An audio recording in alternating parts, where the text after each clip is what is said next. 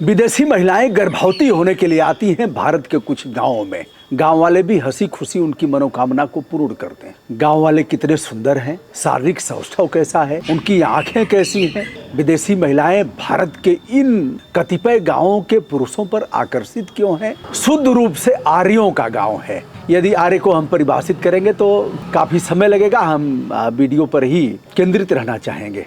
आर्य जैसा कि महाभारत काल में आपने देखा होगा, महाभारत सीरियल में आर्यपुत्र कह करके संबोधित किया जाता था। जैसे गंगापुत्र भीष्म को आर्यपुत्र कहा जाता था। आर्यपुत्र की श्रेणी में युधिष्ठिर से लेकर के समस्त पांडव और जो कौरव सेना के लोग थे, कौरव वंश के थे, उन्हें भी आर्यपुत्र कहा जाता था। तो आर्य अपने मूल में हैं, भारत जैसे देश के मूल में आर्य हैं। अब आर्य बहुत कम रह गए हैं ऐसा बताया जाता है, और उन आर्यों का गांव है यहाँ से गर्भ धारण करने के उपरांत महिलाएं अपने देश में जाती हैं, और जब आश्वस्त हो जाती हैं कि गर्भ धारण हो गया है तो अपने देश में जाती हैं और आर्य बाहुल्य गांव का बच्चा अपने देश में पैदा करती हैं। यह है प्रेगनेंसी टूरिज्म। वैसे तो अत्याधुनिक युग में वैश्विक स्तर पर विविध प्रकार के वेलनेस सेंटर स्थापित हैं। जिधर आप जाएंगे उधर वेलनेस सेंटर हैं। पर्यटन लाइव टूरिज्म है, वाइल्ड टूरिज्म है, इको टूरिज्म जहां आप जाएंगे देखेंगे,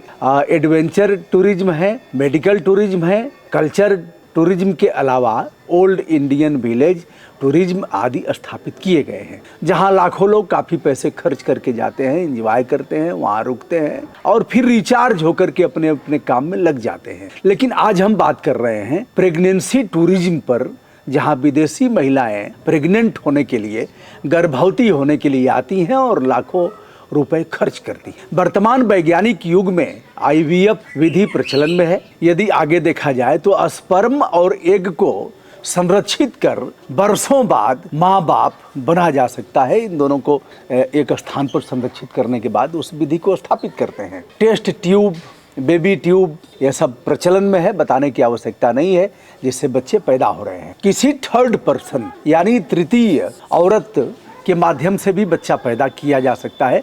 ऐसा किया नहीं जा सकता है, हो रहा है। गर्भ धारण कर वह उसे पालती हैं, बच्चा पैदा होने के बाद संबंधित परिवार को सुपुर्द कर देती हैं। इसके लिए कानूनी नियमों का पालन करना होता है। इसे किराए की कोख कहा जाता है। बहुत सी गरीब महिलाओं का इससे धंधा चलता है। अब फैक्ट्री में भी बच्चा पैदा होंगे। मैंने एक वीडियो बहुत पहले किया भी था, संभवतः बिना संबंध बनाए भी बच्चा पैदा हो जाएंगे। अगर कमजोर है माँ बाप, शारीरिक रूप से काफी दीनहीन है, बीमार हैं, तो भी वह बच्चा पैदा कर सकते हैं इन विधियों को अपनाते हुए। अब हम आपको ले चलते हैं बर्फ से ढके हुए, आच्छादित, जिसकी चोटियां हैं ऐसे भूभाग पर, यानी लद्दाख की राजधानी लेह से लगभग 140 किलोमीटर की दूरी पर हानू, दार्चिक, दाह एवं बियामा जैसे कुछ गांवों की तरफ, जहां ब्रोकपा समुदाय के लोग रहते हैं। इन ब्रोकपा समुदाय के लोगों को विशुद्ध आर्य माना जाता है। वह इसे लेकर काफी गर्व की अनुभूति करते हैं कि हम ही आर्य हैं। विश्व में अगर कहीं कोई आर्य बचा है तो वह हम हैं, और आर्य संतति हैं हम, उसकी पूर्ति करते हैं। यह उनके लिए काफी गर्व की अनुभूति करने वाला है। हम दुनिया के सर्वश्रेष्ठ लोगों में से एक हैं, ऐसा उनका मानना है। आखिर ब्रोकपा समुदाय के लोगों की क्या खासियत है कि विदेशी महिलाएं हजारों मील की दूरी तय करके काफी पैसे खर्च करती हैं, यहाँ आती हैं, इनके साथ रहती हैं 15 दिन, महीना, जितने दिन में गर्भ धारण हो जाए। अब इस वीडियो के बाद में इसको हम बताएंगे। और क्या कारण है कि उन पुरुषों को वह ज्यादा पसंद कर। उसमें भी कहा जाता है कि सभी लोग तो एक बराबर नहीं हो सकते। अब नेपाल में जाएंगे तो सभी नेपाली एक जैसे लगेंगे, चाइना में जाएंगे तो सभी एक ही जैसे लगेंगे। ऐसा तो है नहीं कि सभी एक जैसे हैं। तो किसकी कितनी कीमत है, किसका कितना रेट है, यह भी जानने का विषय है। अब इन गांवों के अगल बगल वह होटल में यह महिलाएं निवास करती हैं, यहाँ के लोगों के साथ फिजिकल रिलेशन स्थापित करती हैं। इंजॉय पूर्ण शारीरिक संबंधों के बाद जब उन्हें गर्भ धारण हो जाता है तो वे अपने देश लौट जाती है। गर्भ धारण कराने में महारत हासिल है इन आर्य पुत्रों को। इस रेस में वे सार्वभौमिक रूप से सबसे अग्रिम पंक्ति में बताए जाते हैं। यदि शारीरिक सौष्ठव के रूप में देखा जाए, जैसा कि मैंने वीडियो के पूर्व में बताया, तो वह काफी लंबे होते हैं। लंबाई अच्छी पसंद होती है औरतों को, सब चाहती हैं कि अच्छी लंबाई वाला पुरुष हो। काफी गोरे भी होते हैं गोरा रंग भी पसंद है। उनकी आंखें नीली होती हैं। अब कहीं भूरी आंखें हैं, कहीं नीली आंखें हैं, अलग अलग है, कहीं बिल्ली जैसी आंखें हैं। तो उनकी आंखें काफ़ी खूबसूरत होती हैं, नीली होती हैं। शारीरिक सुंदरता और सौष्ठव के मामले में उनका कोई जोड़ नहीं है। उनके जबड़े भी काफ़ी मजबूत बताए जाते हैं। बुद्धिमत्ता के मामले में भी उनका कोई जोड़ नहीं है। ब्रोकपा समुदाय के लोग बौद्धिस्ट धर्म के मामले में यदि देखा जाए, उन लोगों ने बौद्ध धर्म को स्वीकार किया है, किंतु देवी देवताओं को वह काफ़ी मानते हैं, उन पर यकीन करते हैं, उनकी पूजा पाठ करते हैं। और सबसे बड़े देवता के रूप में अगर उन्होंने किसी को मान्यता दिया है तो अग्नि को मानते हैं तथा उसी की पूजा पाठ करते हैं। यदि अग्नि ना हो तो -डिग्री सेल्सियस टेम्परेचर में उनके जीवन की कल्पना भी न की जाए, क्योंकि अग्नि के सहारे ही पानी गर्म करेंगे तो चलिए विषयांतर होगा। खाना खाने के लिए ही पानी की आवश्यकता नहीं है। पानी हमेशा अंगीठी जलती रहेगी, पानी गर्म होता रहेगा। और अगर शौच के लिए जाएंगे तो भी उसी पानी की आवश्यकता होगी। सबसे उच्चतम देवता के रूप में शायद इसीलिए अग्नि को प्रतिष्ठापित किया गया है। उनके यहाँ बलि देने की प्रथा अभी भी कायम है। और यदि उन गांवों में देखा जाए तो गाय से अधिक बकरी को माना जाता है। बकरी सबसे पवित्र पशु के रूप में वहाँ मानी जाती है। वैसे तो पहले इस गांव के बारे में बहुत अधिक जानकारी सार्वभौमिक तौर पर नहीं थी, किंतु इंटरनेशनल स्तर पर जो हमारी दुनिया अब लगातार बढ़ती जा रही है, उस युग में अंतर्राष्ट्रीय क्षितिज पर अब यह गांव अपना स्थान लगातार बनाते जा रहे हैं। ब्रोकपाओं के समुदाय वाले इन गांवों में सबसे अधिक जर्मन महिलाएं आती हैं। शुद्ध आर्य वीर्य को अपने गर्भ में धारण करने की प्रत्याशा लेकर वे आती हैं और खुश होकर के यहाँ से जाती हैं।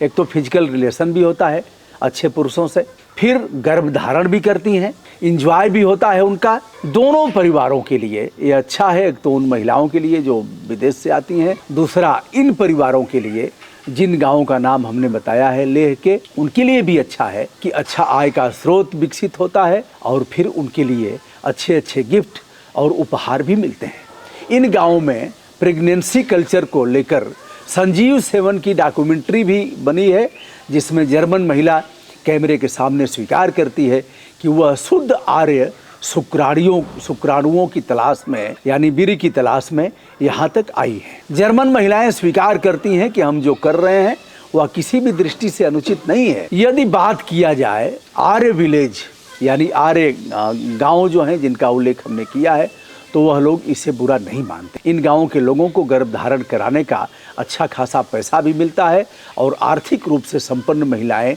इन्हें काफ़ी कुछ गिफ्ट करती हैं, जिससे उनके परिवार का भरण पोषण चलता है। अब विभिन्न स्रोतों से जानकारी करने के बाद हम यह बता पाने में असमर्थ हैं कि गर्भ धारण करने का ठेका होता है कि जब तक गर्भ धारण न हो जाए तब तक उन्हें वहाँ रहना होगा और गर्भ धारण करने के उपरांत ही वह जाएंगी, और जब गर्भ धारण हो जाएगा, चिकित्सीय परीक्षण होगा, तब उन्हें उसकी निश्चित रकम जो अनुबंध में शामिल है उसे दिया जाएगा। अथवा 15 दिन, 20 दिन, 1 महीना का ठेका होता है जहाँ तक वह रह करके आती हैं। ऐसे तो नहीं आएंगी, वीज़ा होगा इसके लिए, और उस वीजे की अवधि समाप्त होने के बाद वह अपने देश चली जाती हैं। बाद में कई आर्य संतति यानी जो यहाँ के आर्यों द्वारा गर्भ धारण कराया गया है, उन बच्चों को लेकर के भी वह महिलाएं आती हैं और बच्चों को उन गाँवों को घुमाती हैं। इस खबर को विभिन्न स्रोतों से निकालने का प्रयास किया गया, जिसमें मूल रूप से जनसत्ता समाचार पत्र शामिल है। ऐसा तो नहीं है कि हर विषय का आदमी विशेषज्ञ होगा और सब कुछ जानेगा, कोई न कोई स्रोत होगा ही। तो इन स्रोतों से आज के इस वीडियो को मैं संपादित कर रहा हूँ, आप तक प्रेषित करने और आप तक भेजने का यह जो डिजिटल माध्यम है। आशा करता हूँ आप इसे पसंद करेंगे और आपके कमेंट आदरपूर्वक हम आमंत्रित भी कर रहे हैं, जिसे पढ़कर हम अनुग्रहित होंगे। हमारा प्रणाम विनम्रता के साथ आप सभी तक प्रेषित किया जा रहा है, कृपया स्वीकार करें। बहुत बहुत धन्यवाद।